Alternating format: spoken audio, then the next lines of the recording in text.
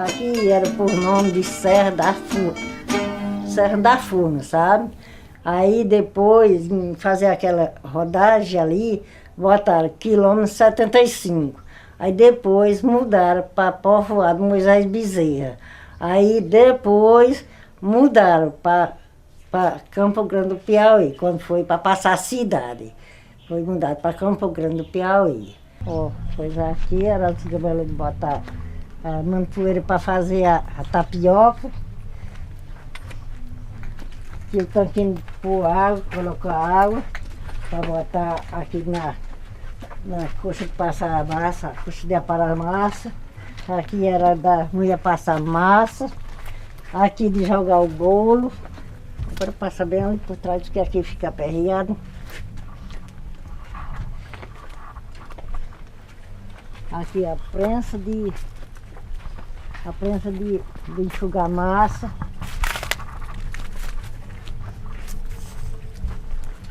Aqui o quebrador de massa, que a gente quebrava a massa.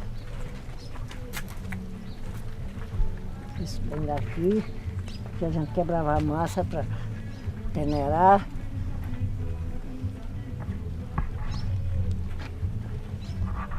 Quando eu nasci, essa casa de farinha já era assim, construída, só que era em barraco de palha, não era feito assim não, sabe? Nesse jeito aí que a gente construiu foi o meu pai. De meu avô era só aquele barracão de palha, de coco. Aí, mas ele já é de bem idade, que essas terras aqui, quando a gente... Ele tinha outro aviamento mesmo uma encruzilhada, só que quando eu nasci não tinha mais, já era nesse daqui, sabe? Aí, então eu era criança, mas esse aviamento aí, quando nós viemos de Morada para cá em 62, no dia 2 de janeiro de 62. Foi que nós viemos de Morada para cá. Agora, há muito tempo que meu avô já trabalhava aqui, porque a terra onde nós morávamos, lá do Oidaguinha, era só de alto e de baixo, mas sempre a produção grande era aqui, de farinhada, de feijão, de todo mundo, de mandioca, de todo mundo era aqui. Agora, lá era melhor para mim, as terras de lá. Para trabalhar, sabe? Ele passava assim o inverno caminhando. Ele vinha no domingo à tarde, aí quando era no sábado à tarde ele voltava lá para o Oidaguinha. O Oidaguinha onde nós morávamos era o município de Monsenhor Hipólito. Aí quando ele morreu em 60, o meu avô, sabe? O pai da minha mãe morreu em 60. Aí nós viemos, com tudo que ele morreu, nós só passamos 2 anos lá. Nós viemos para cá, de Morada mesmo, nós viemos no dia 2 de janeiro de 62. Aí também ficamos morando aqui direto.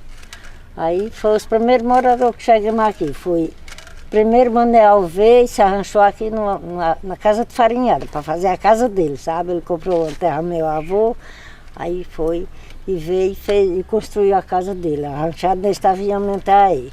Aí depois nós viemos, aí passamos o inverno de 62 aí pai levantou só um vãozinho, em 63, está marcado em pé aí. A data que foi levantada, esse vãozinho primeiro, sabe? Aí depois foi que ele cresceu mais. Aí, quando foi em 64, o pai construiu a casa de farinhada. Aí também, quando o pai faleceu para cá, quer dizer, antes dele falecer já ninguém estava mais farinhando, porque quando a pessoa fica de idade não dá conta mais de nada não. Aí deixou de plantar mandioca. Aqui foi assim, a primeira feira começou no quilômetro 80, sabe? Aí mudou para o Novo Horizonte. Aí eu não sei o que foi que o povo viu, eu acho que foi só o encruzamento que ficava mesmo aqui, né? Aí resolveram fazer umas feiras até debaixo de uns pés de pulmão que tinha lá, perto do Bestalinha, ali por trás da casa do Pedro Mezeiro, sabe? E aí vieram, fizeram a feira aqui, o Rei Benedito se passou para cá, levantou aquele posto de gasolina, né? Aí Pedro Mezeiro veio, passou o comércio dele para cá também, aí foi crescendo, e assim foi crescendo. Aí o povo, não sei o que viram aqui, que derrubaram, o Novo Horizonte derrubou 80 das feiras E nós, aqui, o Campo Grande, aqui mesmo, a cidade do Campo Grande, derrubou ali o Novo Horizonte de feira, né? Isso aqui até hoje aí construíram ali aquele mercado, aí foi assim construído. Mas quem primeiro chegou aqui de morada mesmo, foi o finado Manuel. Já comprado as terras meu avô. Aí depois nós viemos. Aí depois Zezinho Manenor casou, que essa propriedade aí desse lado de baixo é dele, né? Depois Zezinho casou, construiu a casa dele. Aí depois o finado Heleno construiu uma casinha aí. Até que meu pai gostava de botar uns cantorios, uns forró, mas o meu avô nunca gostou não. Assim, quando era meu avô mesmo, não botava. Agora assim, nós da farinhada mesmo, quando era no tempo das farinhadas, nós brincávamos só mesmo. Os meninos tocando violão e batendo nesses tambor, pronto, era brincadeira, mas o finado meu avô mesmo, para dizer forró, ele nunca botou um forró nos dias da vida dele. Quando não tinha igreja, começou lá no grupo do Raimundo Esmero, sabe? Foi onde começou a celebração, era lá no Raimundo Esmero. O padre vinha celebrar a missa também lá no Raimundo Esmero, e depois construiu aquela capelinha pequena de São Benedito.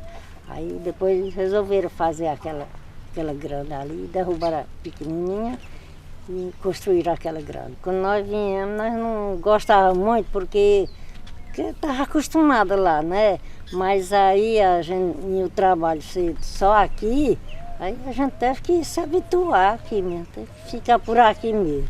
Agora, que aqui tinha muita falta d'água, né? Porque a gente pega a água em carga lá no Açude dos Cocos. E tinha uma vez que o açude só secava, era em Cacimba, a gente cavava em Cacimba e ia buscar. Até dia de eu sair daqui, 12 horas e só chegar 6 horas da tarde. Com carga d'água, porque não tinha água, era preciso estar esperando que as cacimbas criassem. Para conseguir pôr uma carga d'água. Quando eu casei, quando nós casamos, morava em Monsenhor Hipólito, Grunhão, não é? Então acontece que eu sou meio, demoro muito, viu, para falar, porque aí nós casamos, o pai dele era pobre, o meu tinha uma coisinha mais tudo bem. Aí acontece que ele fez um empréstimo, pode falar, numa terra do meu sogro, do pai dele. Aí ele foi vender ouro, naquele tempo, foi no Crato vender ouro, aí pagou o terreno, quando pagou o terreno, aí falou, o que é que faz? Compra a terra ou um carro? Ele compra a terra, né? Aí ele comprou aqui, conhecido de Monsenhor Hipólito, parece 14,50 hectares, ou 15,50 hectares, deve estar aí nas escrituras. Então a gente veio para aqui, começamos aqui, né? O crescimento é assim, porque tinha a casa de farinha, como vocês sabem, lá a casinha, bulandeira, mas o dono morava no Laguinha, ele vinha aqui só para colher e voltava, né? Aqui só tinha gente em Pacífico, com distância de uma légua, parece, e no 80, e lá em João Lucência. Aqui era Chapada. Foi difícil assim, porque era muita gente, né? Ó, para começar, você chega num lugar que não tem água, né? Você chega num lugar que não tem energia. Você chega num lugar quando entra em casa, nas portas não tem ainda da casa, né? Chega, não tinha nem as portas ainda, né? É deserto, pode dizer que é deserto, porque aqui era um deserto, né? Não tinha ninguém, era Chapada. E daí? Quando eu cheguei aqui, tinha 4 filhos. Aí depois, dentro de 36 anos, nasceu 14 filhos. Aí foi um pouco aperreado, não foi? A mudança está totalmente, quase 100%. Eu vejo isso. Não está 100% à vista em cidade grande, mas aqui tem muita coisa. Graças a Deus já tem muita coisa. Aí está desenvolvido muito, que eu digo, logo toda a vida eu gostei de estudar, de ver estudar, de conversar com quem estudou, de ver, de estar no meio. Para mim é uma das coisas que desde eu pequena que tinha vontade eu digo que se eu fosse hoje, eu era de médica, a juiz de direito, a ver o mundo todinho, percorrer, fazer muitos e muitos concursos. É porque minha natureza era essa. E eu sei que eu ia, porque eu tinha vontade mesmo. E hoje está tudo fácil. Com certeza. Está tudo fácil para. Mesmo que seja pobre, mas se tiver vontade, vai. Né? Mas no meu tempo era difícil também. No tempo deles, meus meninos pequenos, porque também eles trabalhavam. Eu nunca tive vontade de sair para cá, nenhum sei não ser aqui. Logo, minha vontade era de prosperar, de trabalhar e um dia ser mais ou menos, que ninguém é independente totalmente. Nós todos precisamos um dos outros, né? Mas de ser mais dependente de algumas coisas, de tanta sujeição. Que jamais, porque eu também já trabalhei muito, né? Já precisava de ter mais um repouso, de ter mais um lar. Quando eu vinha subindo ali a serra, para mim corria um vento. Que para mim que era um vento tão frio, tão saudável, que muito bom. Quero também pedir as bênçãos do Senhor para vocês também, para nós todos, né? Que Deus abençoe o momento. E hoje para sempre, né? Porque foi muito importante. Foi muito importante. E quero dizer que sou muito feliz em Campo Grande. Sou feliz, graças a Deus, sou feliz. Aqui, quando eu cheguei por aqui, existia a casa de Finado Maneal ali, sabe? E aí foi essa daqui, justamente, construída, as duas casas. Aí eu sempre trabalhava de alugado, né? Era pobre, trabalhava de alugado por aí, né? Aí o tempo foi andando e foi rolando, fui rendeiro dele muitos anos, sabe? O pau foi quebrando e depois fui pelejando e arrumando, e lá vai. Certo é que quando foi lá uns tempos, eu entrando nas farinhadas, trabalhava muito farinhado, trabalhei muito de arranca, torrando, prensando, eu era duro. Aí pegamos naquelas enroladas, pegamos farinhada sempre da namoro, da conversa, né? E aí pegamos namorar e trabalhar e com pouco, depois de anos, depois casando. E o comércio começou assim. Nós maneava comprar feijão, farinha, goma, e eu trabalhava de chapeado. 8 anos eu trabalhei de chapeado. Sabe, quem carregava os carros era eu. Me acabei de botar força de todo jeito. Eu sofri demais na minha vida. Mas Deus é tão bom que deu para mim ir vencendo, né? E cheguei onde cheguei. Depois, quando o Finado Maneal foi, Deus resolveu tirar, sabe? Aí nós começamos a comprar as coisinhas, farinha, goma, feijão, eu mesmo, né? E negociei com tudo nesse mundo. Com ovo de galinha, com cachaça, cigarro, tudo nesse mundo eu mexi. Matei gado 40 anos aqui. Fui açougueiro aqui 40 anos, sabe? E sei que enfrentei a minha vida e cheguei hoje onde estou. Graças a Deus, me casei pobre, a mulher muito pobre, mas fomos trabalhar e conseguimos uma grande família, porque minha mulher teve 8 filhos, né? Deus levou 2 pequenos, ou 6. E esses 6 estão aí justamente, nós vamos lutando, trabalhar de roça, muito. Plantava, trocava, ele sabe fazer de tudo, sabe? Porque o pai ensinou que justamente era a profissão, né? E tinha que viver à custa da roça e ainda hoje vivo. Cheguei agora, mas é da roça. E não tenho vergonha de dizer que estou de roça. Faça me orgulhar, porque eu vejo quem não é de roça aí, vem morrendo de fome. Não sabia eu que sou da roça, graças a Deus, tenho de tudo. Aqui tinha uns barraquinhos velhos, cada uma vendia um almocinho, um figo, um café, sabe? Era 22 barraqueiras, sabe?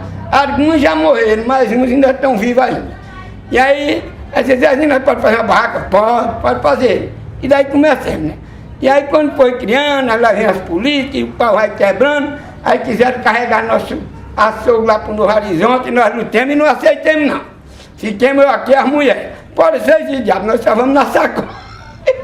E lutamos até que construímos a cidade. Meu pai, o senhor João José Ramos, ele nasceu na Areia Branca, aqui próximo a Carnaíba, e nos anos 40, quando surgiu a construção da BR-316, ele veio para o 80, que o primeiro núcleo que formou foi ali no quilômetro 80, no núcleo urbano, assim.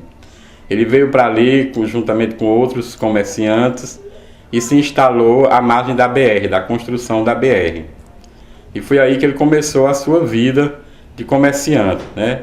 Naquela época não existia posto de gasolina, não existia nada aqui nessa região. Ele vendia de tudo, gasolina, tecido, remédio, fabricava cachaça em casa, né? Vendia picolé em geladeira, que era a querosene na época, né? Ele já vendia picolé naquele tempo ali. E começou aquele núcleozinho urbano do quilômetro 80, que fica a 5 quilômetros daqui do centro da cidade. Foi aí que ele começou aqui nessa região, né? Quando ele veio para aqui, ele veio só ele e a minha mãe. Eles tinham casado, eram recém-casados, e eles colocaram uma bodeguinha, né, que a gente chama bodega no interior, um comérciozinho no povoado de Carnaíba. Daí eles resolveram, um dos engenheiros da estrada disse: por que você não vem morar aqui na estrada, próxima à estrada? Ele veio com minha mãe. Minha mãe na época era bem jovem, mas ela era muito dinâmica, era costureira. Costurava também, né? Fazia até roupa de noiva na época pro pessoal. E eles começaram juntos, depois foi que os filhos foram nascendo, né?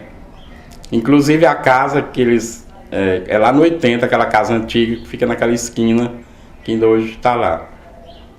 Só existia a casa de farinha do senhor Moisés Bezerra. Depois foi que foram vindo outros moradores, né? Manuel Alves, o Pedro Nezeiro, o Benedito Nezeiro, né? Depois outros comerciantes foram se instalando aqui na margem da BR. E é interessante que esse núcleo urbano se formou aqui espontaneamente, né? As pessoas começaram a vir trazer coisa para vender aqui, montaram barraquinhas, né? E foi surgindo a cidade aqui, nesse local que era chamado Povoado de quilômetro 75. As terras são férteis para mandioca, o feijão, o caju, e também, né, por causa desse cruzamento, que era a estrada que ia para Jaicó, meu senhor Hipólito, e a outra que ia para Teresina, Recife. Faz um cruzamento aí, né, na BR, a estrada estadual com a estrada federal. E o pessoal foram vindo para esse local e foi surgindo uma feira, né? Antigamente, na antiguidade, geralmente as comunidades surgiam em margens de rios. Aqui se deu o quê? As margens de uma BR, né? E surgiu essa comunidade.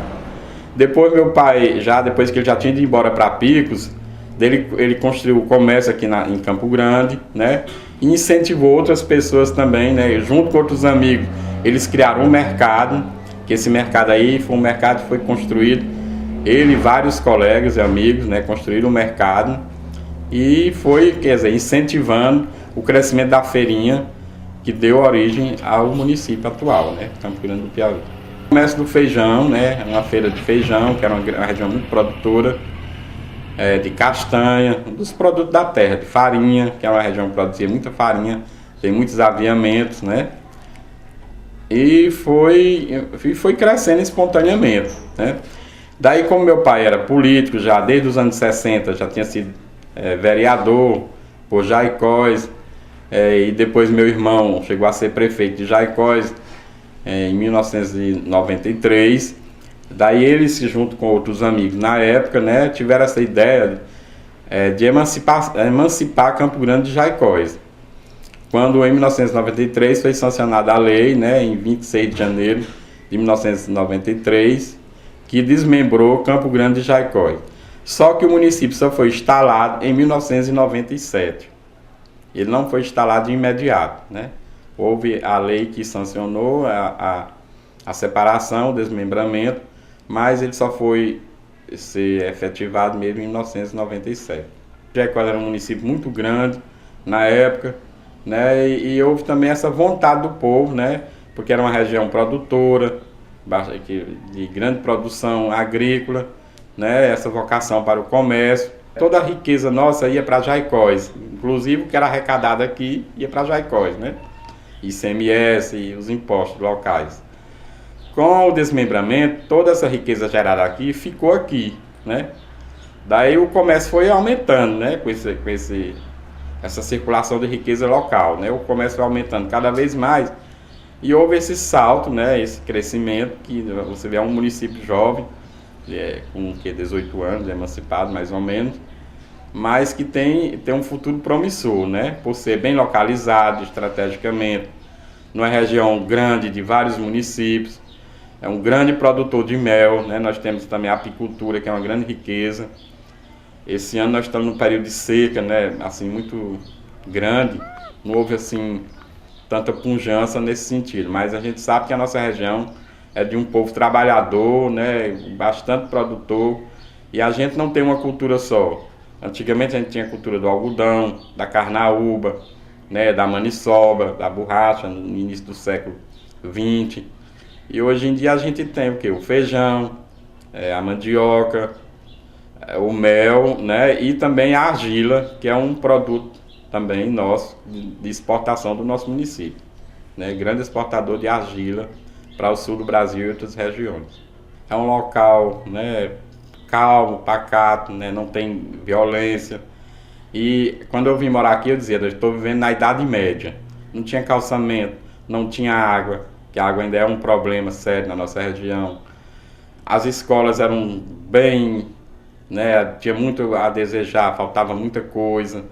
Né, e com o passar desse tempo, foram melhorando, né, muita coisa melhorou de 97 até hoje, né, em termos de energia, de calçamento, de escola, de infraestrutura das escolas, né, e ainda falta muita coisa, a gente vê que a gente é carente ainda de muita infraestrutura, mas já melhorou bastante.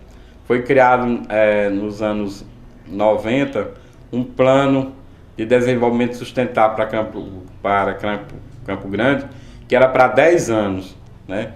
Eu lembro que eu fiz parte da elaboração desse plano e que muita coisa que estava nesse plano já foi resolvida. Ainda falta muito ainda, mas muita coisa já se conseguiu resolver, né? O problema mais grave ainda é a água que a gente espera, a água da barragem de Piaus, né? Ainda essa água nossa do subsolo, a água subterrânea, ainda é muito pouca, né, para abastecer as nossas comunidades, né?